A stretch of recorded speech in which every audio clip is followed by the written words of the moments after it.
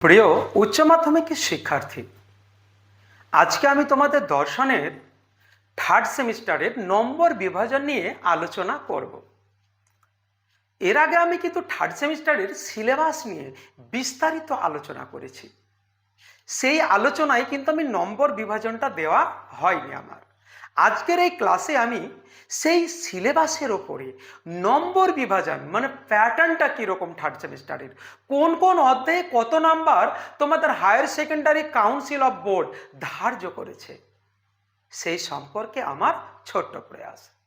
তার আগে আমি তোমাদের ছোট্ট করে বলবো, যারা আমাদের এই চ্যানেলে একদম নতুন তারা সাবস্ক্রাইব করে নেবে এবং নতুন বন্ধুদের শেয়ার করে চ্যানেলের পাশে থাকবে। তো চলো শুরু করা যাক দর্শনের থার্ড সেমিস্টারের নম্বর বিভাজন। দেখতে পাচ্ছ ফিলোজফি সেমিস্টার 3। প্রথমেই তোমরা এখানে দেখতে পাচ্ছ ইউনিট 1 এবং ইউনিট 2। তোমাদের দর্শনে থার্ড সেমিস্টারে এবার দুটো ইউনিট পাবে, একটা হলো ইউনিট 1 এবং একটা হলো ইউনিট 2। ইউনিট 1-এ তোমরা পাচ্ছ অধিবিদ্যা।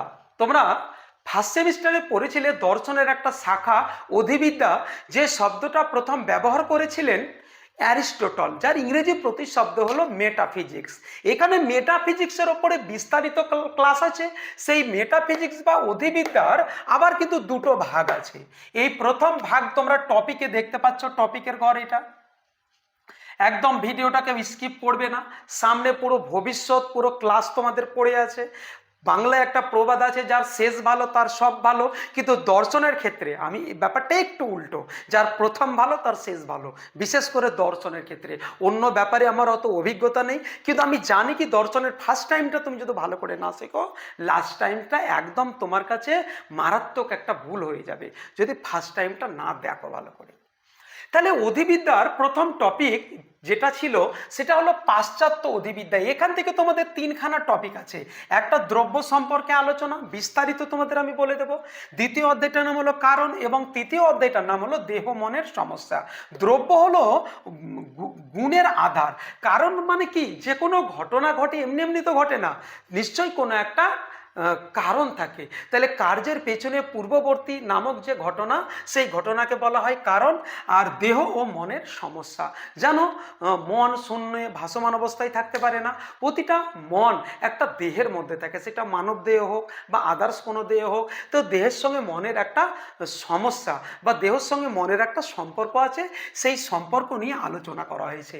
তো দ্রব্য, কারণ এবং দেহ মনের সমস্যা পাশ্চাত্য অধিবিদ্যা ইউনিট 1 থেকে তুমি যদি ভালো করে করো তাহলে কিন্তু 12 নাম্বার পেয়ে যাবে, মানে 12টা এমসিকিউ তুমি হবে। তুমি তো নিশ্চয়ই জানো কি থার্ড সেমিস্টারে কোনো বড় কোশ্চেন থাকছে না, শুধুমাত্র এবার প্রশ্ন থাকছে তোমাদের এমসিকিউ টাইপ। সেটা তোমার শূন্যস্থান পূরণ হোক, ডায়াগ্রাম হোক, বাম ডান হোক ইত্যাদি, স্তম্ভ মেলাও, যে কোনো এইরকমই তোমাদের থাকবে।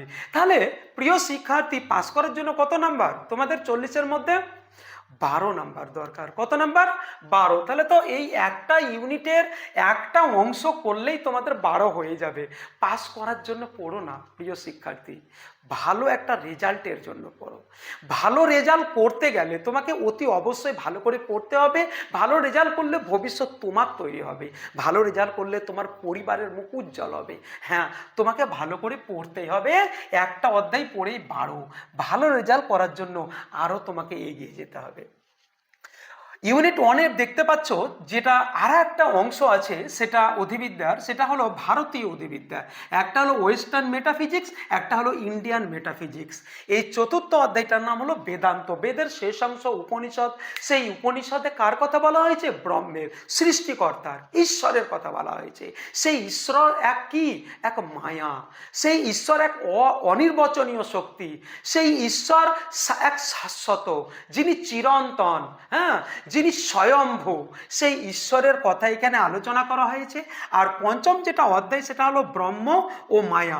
ব্রহ্মের সঙ্গে মায়ার কি সম্পর্কে একে অপরে জড়িত, সেই সম্পর্কে আলোচনা করা হয়েছে পঞ্চম অধ্যায়ে। এই যে ইউনিট 1-এর যে দ্বিতীয়টা ভাগ ভারতীয় অধিবিদ্যা, এখান থেকে থাকছে তোমাদের 8 নাম্বার। তাহলে ইউনিট 1-এ তোমাদের কত হয়ে যাচ্ছে? 12 আর 8-এ হয়ে যাচ্ছে 20। ইউনিট 1-এ 20 হচ্ছে তোমাদের। চলে আসো এবার ইউনিট 2। ইউনিট 2টার নাম তোমরা দেখতে পাচ্ছ ব্যবহারিক নীতিবিদ্যা এবং সমাজ ও রাষ্ট্র দর্শন। সমাজ ও রাষ্ট্র দর্শন। এই ইউনিট 2টাকেও কিন্তু আবার দুই ভাগে ভাগ করা হয়েছে। একটা হলো আত্মহত্যা ও কৃপা হত্যা।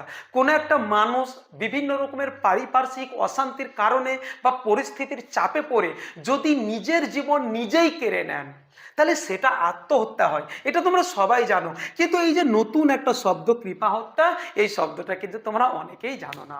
যখন কোনো একটা মানুষ মারাত্মক কোনো অসুখে ভোগে, সেই অসুখটা ভালো হওয়ার কোনো চান্সই নেই, সেই ক্ষেত্রে এত তার ব্যথা হয়, এত তার জ্বালা হয়, এত তার কষ্ট হয়, সেই কষ্ট সহ্য করতে না পেরে তার পরিবারবর্গ, হ্যাঁ, তার অভিভাবক এবং সেই পেশেন্ট নিজে এবং ডাক্তার একে অপরে মিলিত হয়ে তাকে কোনো মারাত্মক, হ্যাঁ, ইনজেকশন দিয়ে মেরে ফেলা হয় তার নিজের ইচ্ছায়।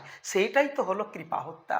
এই কৃপা হত্যা নিয়ে বিস্তারিত ক্লাস আছে, তোমাদের রুহু কেঁপে যাবে এই কৃপা হত্যা সম্পর্কে যখন দর্শনে তুমি আলোচনা করবে বা শিখবে। এইটা তোমাদের বললাম না, ইউনিট 2-রও একটা দুটো ভাগ আছে। একটা হলো তোমার ব্যবহারিক নীতিবিদ্যা। এই ব্যবহারিক নীতিবিদ্যা একটা, আর একটা আমি বলছি আত্মহত্যা, আর একটার নাম হলো পরিবেশ নীতিবিদ্যা। দেখো, পরিবেশ মানে শুধু গাছপালা নয়, পরিবেশ মানে হলো মানুষ, তারপরে গাছপালা, পশু পাখি সবাইকে নিয়ে। তো মানুষের কি সংবিধানের রুলস অনুযায়ী মানুষের নিরাপত্তা আছে, বেঁচে থাকার অধিকার আছে, তো পরিবেশেরও বেঁচে থাকার অধিকার আছে। আমরা অনায়াসেই নিজের প্রয়োজনের তাগিদে, হ্যাঁ, হাজার হাজার লক্ষ লক্ষ গাছকে কেটে গাছের বংশকে নির্বংশ করে দিচ্ছি। এটা কিন্তু টোটালি আমাদের করা উচিত নয়। সেই পরিবেশ সচেতনমূলক এই অধ্যায়টা, সেই অধ্যায়টার নাম হলো পরিবেশ নীতিবিদ্যা। এই আত্মহত্যা, কৃপা হত্যা এবং পরিবেশ নীতিবিদ্যা, এই দুটো টপিক হলো ব্যবহারিক নীতিবিদ্যা। এখান থেকে থাকছে তোমাদের ইউনিট 2-র 10 নম্বর। ইউনিট 2-র আরও একটা অংশ, তৃতীয় অধ্যায়, সেটা হলো সমাজ ও রাষ্ট্র দর্শন। এটা তৃতীয় অধ্যায়, সমাজ ও রাষ্ট্র দর্শনের প্রাথমিক ধারণা। আমাদের ক্ষুদ্রতম সমাজ কোনটা? আমাদের প্রতিবেশী। আমাদের বৃহত্তম সমাজ হলো রাষ্ট্র। তার থেকেও বৃহত্তম রাষ্ট্র হলো ইউনাইটেড নেশন অফ অর্গানাইজেশন, সম্মিলিত জাতিপুঞ্জ। তো সমাজ ও রাষ্ট্র দর্শন নিয়ে এখানে বিস্তারিত আলোচনা করা আছে। এটা তুমি যখন পড়বে তোমাকে মাঝে মধ্যে মনে হবে কি আমি তো রাষ্ট্রবিজ্ঞান নিইনি, তো রাষ্ট্রবিজ্ঞান কেন পড়ছি? বা যারা রাষ্ট্রবিজ্ঞান নিয়েছো তাদের কাছে তো খুবই ইজি মনে হবে। পুরোটাই একদম উইদাউট লজিক, কোনো লজিক নেই, পড়তে একদম হেভি লাগবে, কিন্তু পড়তে হবে। দেখো, আমি তো কোনো জাদুঘর নয় কি তোমাদের মধ্যে এমন কিছু প্রয়োগ করে দিলাম মায়া, হ্যাঁ, সেটা একমাত্র ঈশ্বরেরই আছে। ভাই, তোমাদেরকে কষ্ট করতে হবে, পরিশ্রম করতে হবে, সাকসেস 100% আসবে, এটা আমার দৃঢ় বিশ্বাস। সমাজ ও রাষ্ট্র দর্শন থেকেও কিন্তু 10 নম্বরের আসবে। তাহলে ইউনিট 2 এখান থেকে 10, এখান থেকে 10, তাহলে ইউনিট 2 থেকেও 20 আসছে, আর 2 20 হয়ে যাচ্ছে টোটাল 40। 40-এর মধ্যে তোমরা কে কত তুলবে? তোমাদের টার্গেটটা কত? এই চ্যানেলে তোমরা এই ভিডিওতে কমেন্ট বক্সে, হ্যাঁ, একদম কমেন্ট করতে টোটালেই ভুলবে না। তাহলে আমিও বুঝতে পারবো বা জানতে পারবো কি তোমাদের মানসিকতা কোন লেভেলে। সেই লেভেলটা কারো 12, না 30, না 40-এ 40। অতি অবশ্যই কমেন্ট করে কিন্তু জানাবে তোমাদের টার্গেটটা কত দর্শনে। তাহলে আগামীতে আমি সেই টার্গেট পূর্ণ করার জন্য তোমাদের জন্য নতুন নতুন কিছু ভিডিও আনবো। আজকের ক্লাসটা মোটামুটি এতটাই ছিল। তোমরা যারা একদম নতুন এই ক্লাসে, প্লিজ নতুন হয়ে থাকলে সাবস্ক্রাইব করে নেবে, এবং তোমাদের মতন যারা নতুন বন্ধু 3rd সেমিস্টারে এবার উঠেছে তাদেরকেও আমার এই চ্যানেলের ভিডিওগুলো শেয়ার করে দেবে। ভালো থাকো, সুস্থ থাকো। দেখা হচ্ছে নতুন কিছু ক্লাস নিয়ে আগামী ভিডিওতে।